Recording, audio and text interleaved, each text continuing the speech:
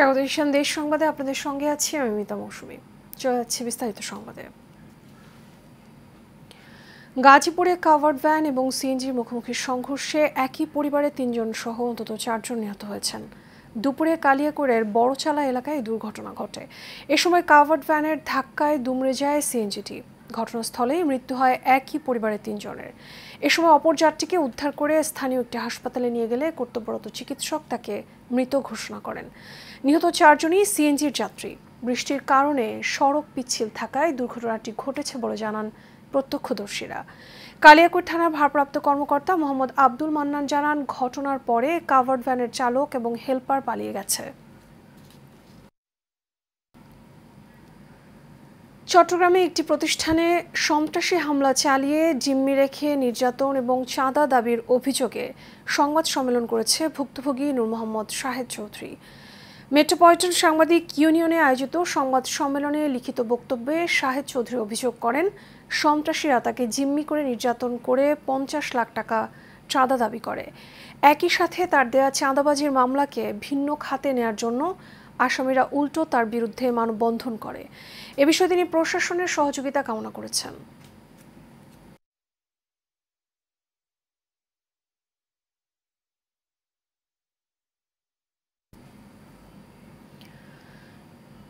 দর্শক, দেশ জুড়ে চলছে জাতীয় নাগরিক পার্টি এনসিপির পদযাত্রা। তারই অংশ হিসেবে কুমিল্লায় চলছে জোর প্রস্তুতি। সেখানকার বর্তমান পরিস্থিতি জানিয়েছেন আমাদের সহকর্মী আশিকুর রহমান রাসেল। দর্শক, এই মুহূর্তে রয়েছি কুমিল্লায়। জাতীয় নাগরিক পার্টি এনসিপির কুমিল্লার যিনি প্রধান সমন্বয়কারী রয়েছেন মোহাম্মদ শরীফুজ্জামান আমাদের সাথে এই মুহূর্তে রয়েছেন। আমরা ওনার কাছ থেকে জানতে চাইবো যে আসলে এই মুহূর্তে কুমিল্লার যে নাগরিক পার্টির বর্তমান পরিস্থিতি কেমন। কুমিল্লায় নাগরিক পার্টির পরিস্থিতি অত্যন্ত ভালো এবং আপনারা জানেন যে ছাত্র জনতার আন্দোলনের এবং জুলাইয়ের স্পিরিট দিয়ে তৈরি করা এই আমাদের এনসিপি, এবং আপনারা জানেন এই 1 জুলাই থেকে আরম্ভ করে সারা বাংলাদেশের জেলায় জেলায় আমাদের পদযাত্রা চলছে এবং সাধারণ মানুষ থেকে আরম্ভ করে ছাত্র জনতার যথেষ্ট সাড়া আছে। ইনশাল্লাহ কুমিল্লায়ও আমাদের 23 তারিখে পদযাত্রা হবে। ইনশাল্লাহ ওখানে দেখবেন মানুষের কত সাড়া আমাদের প্রতি, এবং আমাদের দাবি হচ্ছে এই দেশে আগে সংস্কার হবে, তারপরে নির্বাচনের পরিবেশ যদি অনুকূলে থাকে তাহলে নির্বাচন। এটা চান্দিনাতে আপনাদের বর্তমান পরিস্থিতি কেমন? চান্দিনাতে ইনশাল্লাহ আমাদের অবস্থান সাংগঠনিক আমাদের কর্মকাণ্ড চলছে। আপনারা ইতিমধ্যেই আমরা আমাদের চান্দিনায় এনসিপির আহ্বায়ক কমিটি দিয়েছি এবং আমাদের প্রতিটা ওয়ার্ডে এবং ইউনিয়নে আমাদের রাজনৈতিক বা সাংগঠনিক কর্মকাণ্ড চলছে। ইনশাল্লাহ চান্দিনাতেও আমাদের অবস্থা ভালো হবে। আমাদের পার্শ্ববর্তী উপজেলায় আবুল হাসানাত আছেন, আপনারা ওখানেও খোঁজ নিয়ে দেখতে পারেন। যে বৈষম্যের কারণে ফ্যাসিস্ট বাংলাদেশ থেকে বিতাড়িত হয়েছে, এবং যদি কেউ ফ্যাসিস্টের পদাঙ্কন অনুসরণ করে তাকেও এই রাস্তায় এই পথে যেতে হবে ইনশাল্লাহ। ধন্যবাদ আপনাকে। বিএনপির ভারপ্রাপ্ত চেয়ারম্যান তারেক রহমানকে নিয়ে কুরুচিপূর্ণ মন্তব্য করার প্রতিবাদে শরীয়তপুরে জেলার যুবদলের বিক্ষোভ মিছিল হয়েছে। বৃহস্পতিবার জেলার কেন্দ্রীয় শহীদ মিনার থেকে বিক্ষোভ মিছিল বের হয়ে পালং উত্তর বাজারে গিয়ে শেষ হয়। এ সময় জেলা যুবদলের সভাপতি পদপ্রার্থী মৃধা নজরুল কবির বলেন, তারেক রহমানকে নিয়ে কুরুচিপূর্ণ মন্তব্য কখনো মেনে নেওয়া যায় না। পাশাপাশি দেশের আইন শৃঙ্খলা নিয়ে উদ্বেগ প্রকাশ করেন তিনি।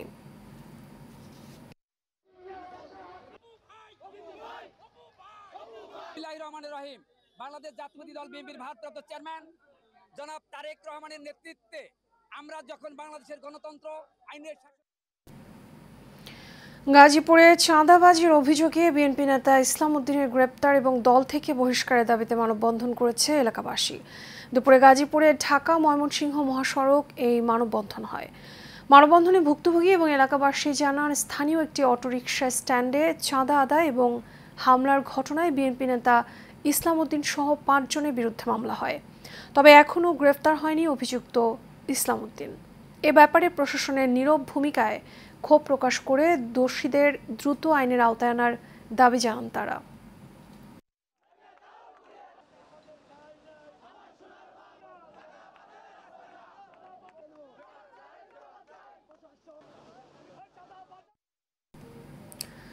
বিএনপির যুগ্ম মহাসচিব খায়রুল কবির খোকন বলেছেন, ফ্যাসিস্ট এবং দানবীয় হাসিনার সরকার বিগত 16 বছর এদেশের মানুষের উপর অন্যায়, নিপীড়ন, হত্যা, মামলা, গুম এমন কোনো হেন কাজ নেই যা তারা করেনি। সকালে জুলাই আন্দোলনে নরসিংদী জেলার প্রথম শহীদ তাহমিদের স্কুল নাসিমা কাদির মোল্লা হাই স্কুলে এক স্মরণ সভায় তিনি এ মন্তব্য করেন।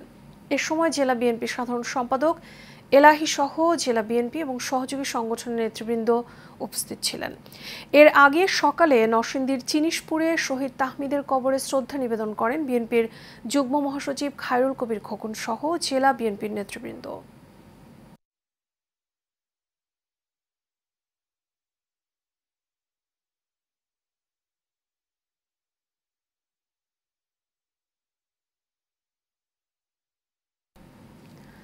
কুমিল্লা প্রবাসী মানব কল্যাণ সংগঠনের উদ্যোগে ফ্রি মেডিকেল ক্যাম্প এবং 2025 সালের এসএসসি পরীক্ষায় কৃতী শিক্ষার্থীদের সংবর্ধনা দেওয়া হয়েছে।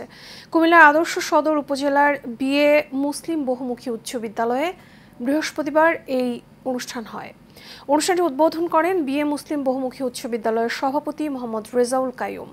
কুমিল্লা প্রবাসীর মানব কল্যাণ সংগঠনের সভাপতি মিজানুর রহমান ভূঁইয়ার সভাপতিত্বে এতে প্রধান অতিথি ছিলেন ডাক্তার এম হাসান। বিশেষ অতিথি ছিলেন কুমিল্লা প্রবাসী মানব কল্যাণ সংগঠনের সাধারণ সম্পাদক মোহাম্মদ হোসেন।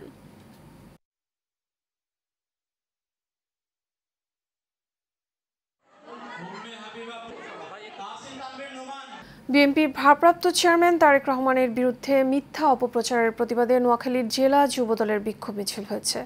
বৃহস্পতিবার বিকেলে জেলা কোর্ট মসজিদ এবং চৌমুহনী পাবলিক হল থেকে এই বিক্ষোভ মিছিল হয়। জেলা যুবদলের সভাপতি মঞ্জুরুল আজিম সুমনের সভাপতিত্বে সভায় বক্তব্য রাখেন জেলা বিএনপির আহ্বায়ক মাহবুব আলমগীর আলো, সদস্য সচিব হারুনুর রশিদ আজাদ, জেলা বিএনপি সদস্য অ্যাডভোকেট আব্দুর রহমান, আবু নাসের সহ আরও অনেকে।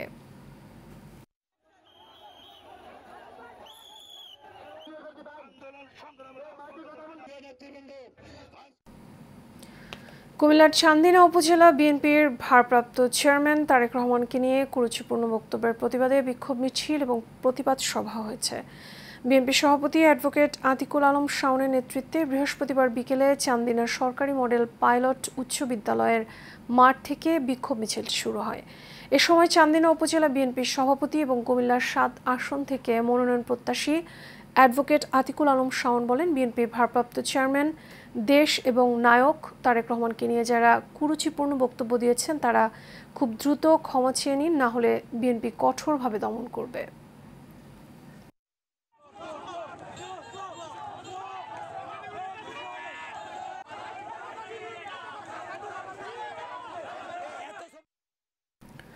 জুলাই আগস্ট গণ অভ্যুত্থানে নিহতদের স্মরণ এবং আহতদের সুস্থতা কামনায় দোয়া এবং মুসল্লিদের সাথে মতবিনিময় করেছেন যুবদলের কেন্দ্রীয় নির্বাহী কমিটির সাবেক সহ সাধারণ সম্পাদক দুলাল হোসেন। বারজুমা উপজেলার সদর ইউনিয়নের বাগবের এলাকায় স্থানীয় নেতাকর্মীদের নিয়ে এ কর্মসূচি পালন করেন তিনি। এ সময় সাংবাদিকদের উদ্দেশ্যে দুলাল হোসেন বলেন, দেশ থেকে ফ্যাসিবাদ মুক্ত করতে বিএনপির ভারপ্রাপ্ত চেয়ারম্যান তারেক রহমানের ডাকে সবাই আন্দোলন করেছি। নতুন রাষ্ট্র গঠনের সুযোগ কাজে লাগাতে দ্রুত নির্বাচন দেওয়া প্রয়োজন।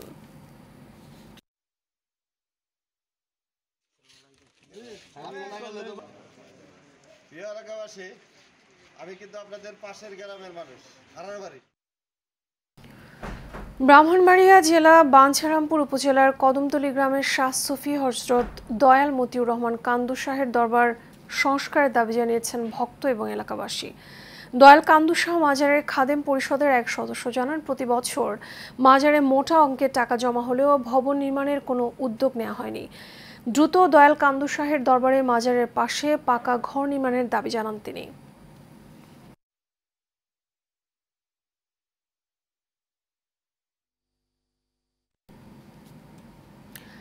বিএনপির ভাইস চেয়ারম্যান দেশনায়ক তারেক রহমানকে নিয়ে কুরুচিপূর্ণ বক্তব্যের প্রতিবাদে বিক্ষোভ মিছিল হয়েছে।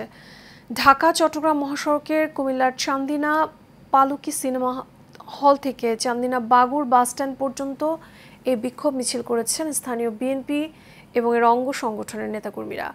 কুমিল্লা উত্তর জেলা বিএনপির যুবনেতা অ্যাডভোকেট তৌহিদুল ইসলাম বাবুর নেতৃত্বে এই বিক্ষোভ মিছিলে কয়েক হাজার নেতাকর্মী উপস্থিত ছিলেন।